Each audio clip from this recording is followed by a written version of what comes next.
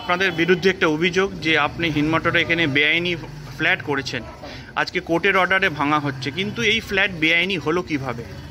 এটা এটা বেআইনি সামান্য একটা বারান্দা ক্যান্টিলিভারে বেরিয়েছিল, ওরা ওই জন্য কমপ্লেন করছিল কি না এটা ভাঙতে হবে।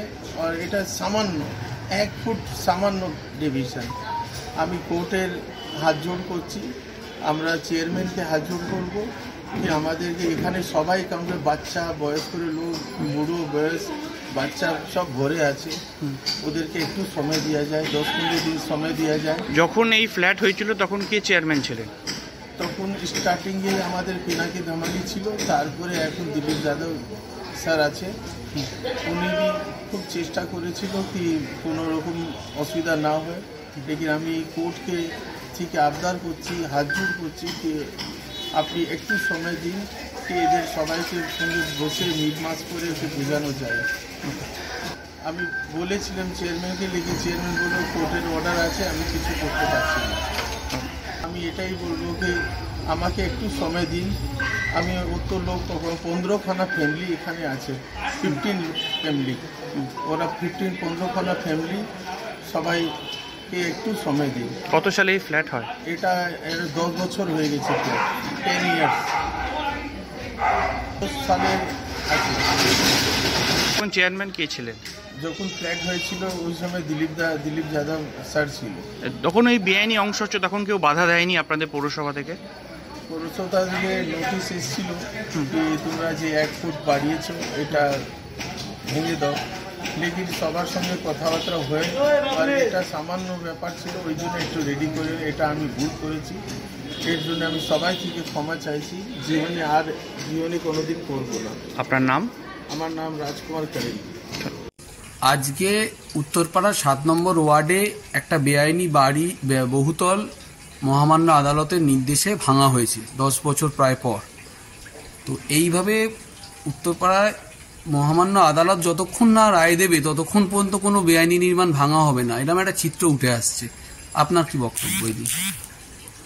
বেআইনি বহুতল নির্মাণ এটাই আজকে সবথেকে বড় বাস্তবতা হচ্ছে আইনি কাজ। এই যে বহুতল বেআইনি নির্মাণ হচ্ছে তো এমনি এমনি হচ্ছে না। এখানে শাসক দলের যে সমস্ত নেতারা রয়েছে, কাউন্সিলররা রয়েছে, পৌর প্রশাসন রয়েছে, আর্থিক বোঝাপড়া, সেই বোঝাপড়ার মধ্যে দিয়ে এই ধরনের বেআইনি নির্মাণগুলো হচ্ছে।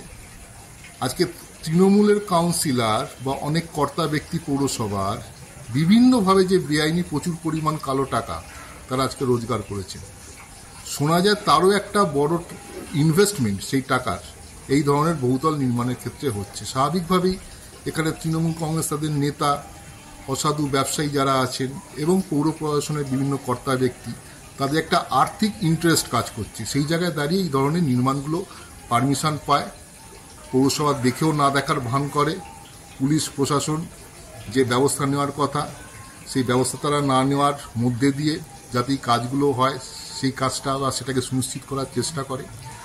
বিপদে পড়েন সাধারণ মানুষ। সাধারণ মানুষের পক্ষে সবসময় সম্ভব হয় না যে কতটা বেআইনি কিভাবে সমস্ত কিছু হচ্ছে। তারা তাদের সারা জীবনের পুঁজি হয়তো সেখানে সঞ্চয় করে সেই পুঁজি, সঞ্চিত পুঁজি দিয়ে সেই ফ্ল্যাটগুলো কেনেন, বা অনেকে ধার বিপুল পরিমাণ ব্যাংক থেকে লোন নিয়ে সেই ফ্ল্যাটগুলো কেনেন। এইবারে যখন এই ধরনের বেআইনি কাজের জন্য তৃণমূল কংগ্রেসের যে দুর্নীতি, সোজা কথা বলতে গেলে সেই দুর্নীতির কারণে যখন এই ধরনের রায়গুলো আসে, যখন ভাঙা পড়ে, তখন তাদের সর্বনাশ হয়।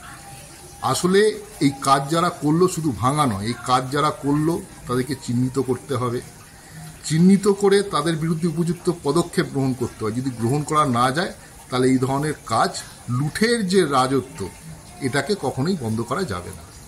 কে এই পদক্ষেপ দেবে? মানে পদক্ষেপ নেওয়ার জায়গাটাতে এতটাই ধোঁয়াশা হয়ে গেছে, আজ আদালত না বললে পৌরসভা একটা কোনো দায়িত্বই নিতে চায় না। তো এটা সারা রাজ্য জুড়ে যে কোনো ক্ষেত্রেই দেখা যাচ্ছে। কে কার কাছে যাবে? মানুষ যাবে কার কাছে? ধোঁয়াশার তো কোনো ব্যাপার নেই। পৌরসভা আছে, তাদের নির্দিষ্ট সেই সুযোগ রয়েছে। পৌরপিতা, স্থানীয় যারা রয়েছে তাদের কাছে সে সুযোগ রয়েছে। এই যে বেআইনি নির্মাণ হয়েছে, ওখানকার যিনি পৌরপিতা ছিলেন বা আছেন, বা যে সময় নির্মাণ হয়েছে, তিনি কি এর বিরুদ্ধে কিছু করেছেন? কোথাও অভিযোগ দিয়েছেন? কোথাও কথা বলেছেন? কোনো প্রক্রিয়া গ্রহণ করেছেন? করেননি। আমি তো এটাই বললাম। হ্যাঁ, তো সাধারণ মানুষকে কি সবসময় আদালতেরই দ্বারস্থ হতে হবে? আজকে দাঁড়িয়ে যেখানে দাঁড়িয়ে লুটের রাজত্ব তৈরি হয়েছে, আজকে মানুষের সামনে ক্রমশ এই যে সুবিচার পাওয়ার যে জায়গাটা, সেটা সংকুচিত হয়ে আসছে। এটাই স্বাভাবিক। আমরা এটার বিরুদ্ধেই বলছি যে আজকে এই ধরনের সমস্ত কাজ, যে কাজ গোটা রাজ্যের সঙ্গে আমাদের পৌর অঞ্চলেরও যা চেহারা, তোলাবাজি, সিন্ডিকেট রাজ, অসাধু উপায়ে অর্থ উপার্জন, এই কাজের বিরুদ্ধে সমবেতভাবে মানুষকে দাঁড়িয়ে রাস্তায় নামতেই হবে। এছাড়া বিকল্প আর কিছু নেই। আপনার নাম? আমার নাম আভাস গোস্বামী।